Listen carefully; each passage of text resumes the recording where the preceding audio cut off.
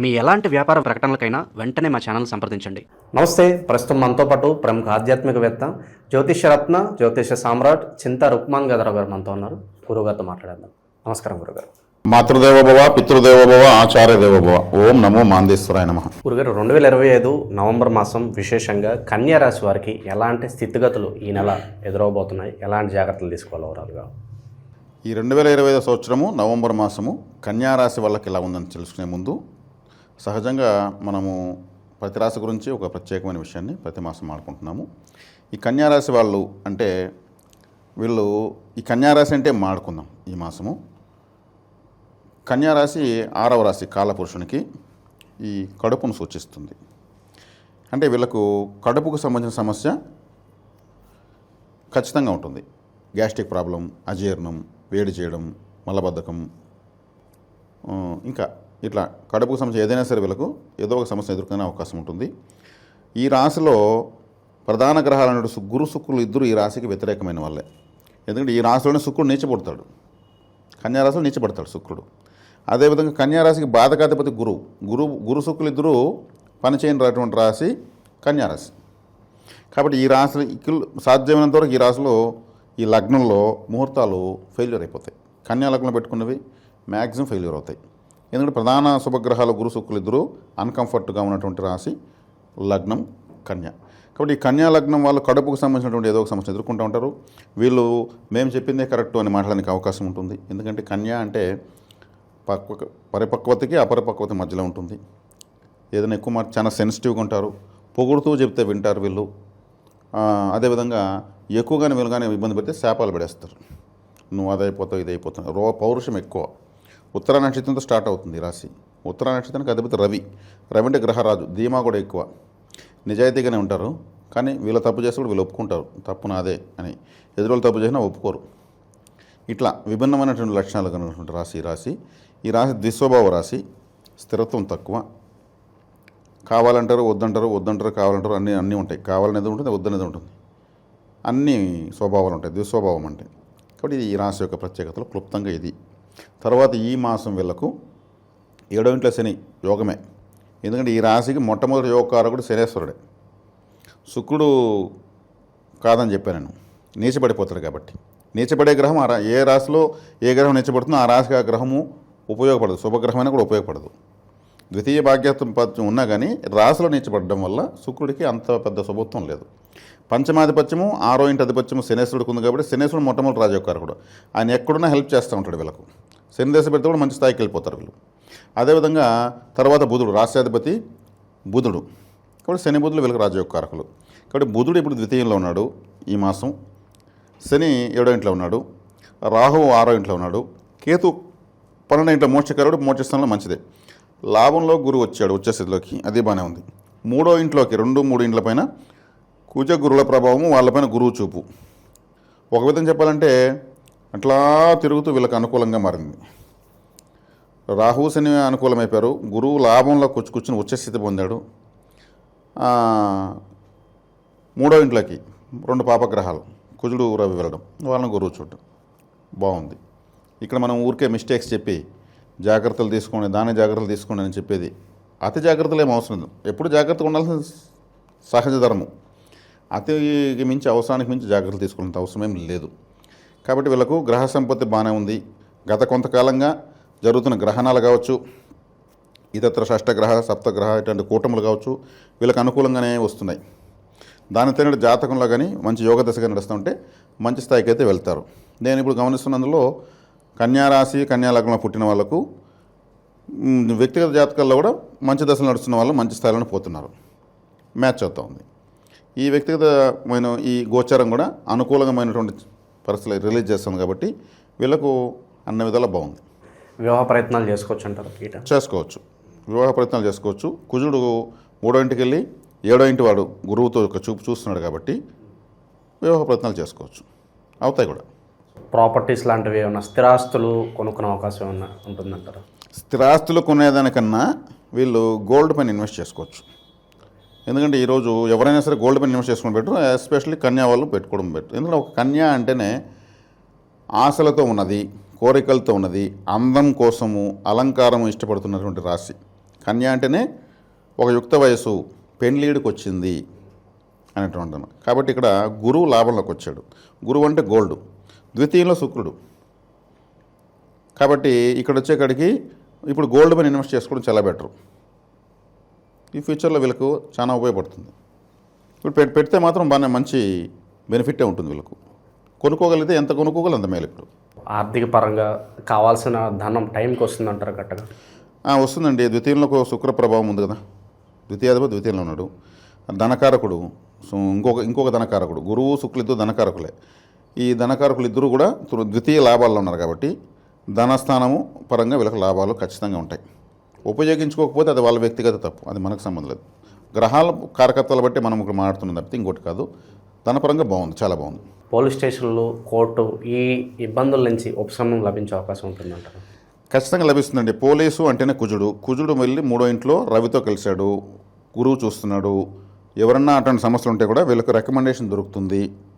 అంటే పై అధికారుల నుంచి కావచ్చు, లేదంటే వీళ్ళ పై ఆఫీసులు వీళ్ళు చెప్పింది నమ్మడం కావచ్చు, లేదు వీళ్ళు తప్పుని అంటూ ఉంటే కూడా తప్పు కాదని వీళ్ళు నిరూపించడానికి ఎవిడెన్స్ కావచ్చు వీళ్ళకి లభిస్తాయి. ఎందుకంటే కుజుడితో పాటు రవి ఉన్నాడు, వీళ్ళిద్దరిని కలిసి గురువు చూస్తాడు. గురువు అంటే పెద్ద మనిషి అని అర్థం, రవి అంటే ప్రభుత్వ అధికారి అని అర్థం, కుజుడు అంటే పోలీసు అని అర్థం. ఇక్కడ కాంబినేషన్ 9, 5లో కోణాల్లో ఉన్నారు కాబట్టి, లక్ష్మీ స్థానాలు కాబట్టి వీళ్ళకు ఆ ఇబ్బంది ఏముండదు. ఉన్నా కూడా వీళ్ళు ప్రూవ్ చేసుకోగలుగుతారు, టెన్షన్ ఫ్రీ అయిపోవచ్చు. సో జ్యోతిష శాస్త్రంలో కొన్ని యోగాలు అంటూ ఉంటారు. విశేషంగా వీళ్ళకు ఇప్పుడు ఏదన్నా ప్రత్యేకమైన యోగాలు ఏమన్నా వరించబోతున్నాయి? ఏదన్నా యోగాలు అనేవి పంచమహాపురుష యోగాలు ఒక 5 చెప్పారు. గజకేశ్వర యోగము, రుచక యోగము, భద్ర యోగము, శశమహాయోగము, మాలవ్య యోగం ఇలా చెప్పారు. అట్లా ఎత్తుకుంటే వీళ్ళకి మాలవ్య యోగం ఉంది. కుజుడు స్వస్థానాలు కూడా రుచక యోగం ఉంది. గురువు ఉచ్చస్థితి పడ్డాడు కాబట్టి గురువు చంద్రుడితో పాటు చంద్రుడి కేంద్రాలకు వచ్చినంతా గజకేశ్వర యోగం వస్తుంది. మరి ఈ యోగాలు ఇప్పటివరకు నేను ప్రస్తావించలేదు, కానీ పంచమహాపురుష యోగాల ప్రకారం వీళ్ళకి 2-3 యోగాలు అయితే ఉన్నాయి ఇప్పుడు గోచారంలో. ఆ యోగాలు అనేవి నేను ఆ యోగాల గురించి కాకపోయినా కానీ ఉచ్చ స్వచ్ఛేష్టాల్లో ఉన్నటువంటి గ్రహాలు మంచి ఫలితాలు ఇస్తాయని మాత్రం గ్యారంటీ చెప్పగలను. గోచారరీత్యా యోగాలు అయితే జ్యోతిశాస్త్రంలో చెప్పినట్టు యోగాలు ఉన్నాయి. వ్యక్తిగత జాతకంలో కూడా అట్ ది సేమ్ టైం యోగం ఉండాలి. ఆడ యోగం ఉన్నప్పుడు ఈడ యోగం తగిలిందంటే అది మహారాజ యోగంగా మారుతుంది. కాబట్టి వ్యక్తిగత జాతకం చూసుకోవడం బెటర్ యోగాల వరకు వస్తే. సో ప్రదేశ మార్పు కలిసి వస్తుందంటారా? ఇంకేదన్నా విశేషంగా ఒక కంట్రీ మారినా కూడా బాగుంటుందంటారా వీళ్ళేదన్నా? కంట్రీ మారడము అంటే ఇప్పుడు మనము జ్యోతిషాన్ని పక్కన పెట్టి మాట్లాడాల్సి వస్తుంది. ప్రతి సంవత్సరము లేదా ప్రతిరోజు ప్రతి గంటకు ప్రపంచ దేశాల్లో ఉన్న భారతీయులు ఎంత డబ్బులు అక్కడి నుంచి ఇక్కడికి పంపిస్తున్నారని ఒక లెక్క ప్రపంచం వేసేసింది. ప్రపంచ సంపద అంతా వీళ్ళు భారతీయులు ఏ దేశాలకు ఆ దేశాలకు వెళ్ళిపోయి అక్కడ ఉద్యోగాలు వీళ్ళు మస్కా కొడేసి ఇక్కడికి పంపించేస్తున్నారు. రెమిటెన్స్ రూపంలో ఇండియాకి వచ్చేస్తుంది. ఒక అంచనా ఉంటుంది ప్రతి దేశానికి. రాబోయే 5 సంవత్సరాల్లో ఏ దేశము ఎన్నో ర్యాంక్ వస్తుంది, ఏ దేశం ఎన్నో ర్యాంకు పడిపోతుందని ఒక అంచనా ఉంటుంది. ఈ రాబోయే రోజుల్లో భారతదేశము నెంబర్ 2కి వస్తుందని, ఆ నెంబర్ 2కి వచ్చినాక ఇంకొక స్టెప్ ఎక్కడ నెంబర్ 1 పెద్ద మ్యాటర్ కాదని అంచనాలు లెక్కలు ఎవరికి వాళ్ళకి ఎన్నిసార్లు జిరాక్స్ వేసి తీసినా వచ్చేసింది. భారతదేశాన్ని ఇంకా ఆపేదానికి కష్టం అయిపోయింది, ఎవరూ ఆపలేరు అనే అంచనాలు వచ్చేసాయి. కాబట్టి ఎన్నో దేశాలు భారతీయులు గోబ్యాక్ అంటున్నారు, మా ఉద్యోగాలు కొట్టేస్తున్నారు అంటున్నారు. అదేవిధంగా భారతదేశంలోనే ఇక్కడ అంతర్యుద్ధాలు క్రియేట్ చేయడానికి బయట దేశం వాళ్ళు ఎన్నో కుట్రలు చేస్తున్నట్టుగా ఎన్నో న్యూస్లు వస్తున్నాయి. అమెరికాలోని దేశాలు శాంక్షన్స్ విధిస్తున్నారు, మేము అంతేస్తాం ఇంతేస్తాం అనేసి వీసా అన్నీ కూడా పెంచేస్తున్నారు. దాని కారణం ఇప్పుడు తొక్కకపోతే భారతదేశాన్ని ఇంకా మనం తొక్కలేము అనేది డిసైడ్ అయిపోయారు. అంటే విదేశాల్లో మనకు వాతావరణం బాగున్నట్ట బాగలేనట్ట మన ఎదుగుదలను వాళ్ళు తట్టుకోలేకపోతున్నారు. ఇప్పుడు విదేశాలకు మనం వెళ్ళడం కన్నా అందరూ మన ప్రధానమంత్రి గారు కూడా చెప్పారు, అందరూ మన దేశానికి రండి, మనది అమృత కలశం, మనల్ని మనం అభివృద్ధి చేసుకుందాం, మన సామర్థ్యానికి లోటు లేదు, ఐకమత్యానికి లోటు లేదు, తెలివితేటలకు లోటు లేదు అంటున్నాడు. నేనేమంటానంటే in future very very shortly మనం కూడా చూస్తాం, ఇక్కడ H1B వీసాలు ఎక్కడిచ్చే పరిస్థితి వస్తుంది. ఇది బ్రహ్మంగారి కాలం కూడా రాశారు. అమెరికా సహా అగ్రరాజ్యాలు 7 దేశాలు మన భారతదేశం అండర్లోకి వచ్చేస్తాయి, మన భారతదేశం అగ్రరాజ్యం అవుతుంది అని బ్రహ్మంగారి కాలేజీలో ఉన్నట్లు నాకు పెద్దలు కొంతమంది డిస్కషన్లోనూ చూశాను, నేను కూడా చదివినట్టు గుర్తుంది నాకు. దాని మించిన సంతోషకరమైన వార్త ఉంది. ఇది బుల్లెట్ ట్రైన్లో దూసుకెళ్ళినట్టు దూసుకెళ్తుంది మన దేశం ఇప్పుడు. కాబట్టి విదేశాలకు వెళ్ళి అక్కడ మనము చేసేదానికన్నా మన దేశాన్ని మనం అభివృద్ధి చేసేది నినాదము ఎవరికి వాళ్ళకి చైతన్యం వచ్చేస్తూ ఉంది ఇప్పుడు.